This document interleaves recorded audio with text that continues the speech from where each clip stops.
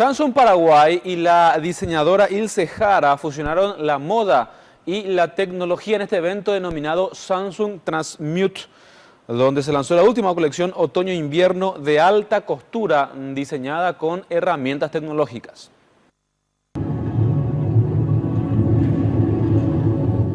Para crear su nueva colección otoño-invierno, la diseñadora paraguaya Ilse Jara fusionó el trabajo artesanal con la tecnología, utilizando herramientas como el corte láser e impresiones en 3D de los apliques especiales de las piezas que reemplazan a los tradicionales bordados.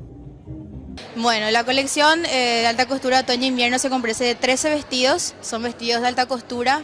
La inspiración básicamente está relacionada al reino fungi, por eso le llamamos transmutare. Transmutare viene la palabra de transmutación, en donde, bueno, ¿por qué tomamos este reino, este elemento, ¿verdad? Es un elemento muy pequeñito que está en un ecosistema que de repente pasamos muy desapercibido, pero que realmente tiene un poder súper grande de poder descomponer, poder reciclar, poder generar nueva vida, poder evolucionar, ¿verdad? Entonces de ahí nos tomamos de esto para asociar con lo que es la innovación, con la tecnología.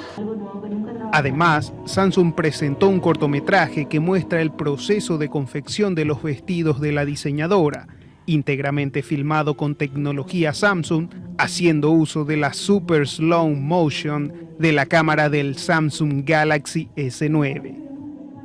Realmente Ilse se caracteriza en usar mucha tecnología en su proceso creativo, desde corte láser, impresora 3D, uso de smartphone Samsung justamente, Smart TVs. Y entonces eso quisimos, digamos, de alguna manera reflejar en el documental cómo la tecnología impacta en el día a día de una diseñadora como Ilse, ¿verdad?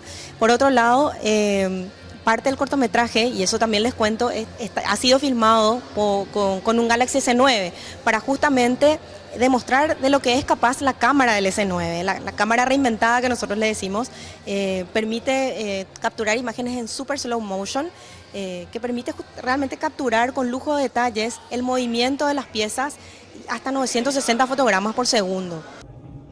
En el evento se presentó 13 piezas de alta costura, cada una con un soporte de tecnología Samsung al lado de las mismas, donde se pudo apreciar en detalle el proceso de creación de cada pieza.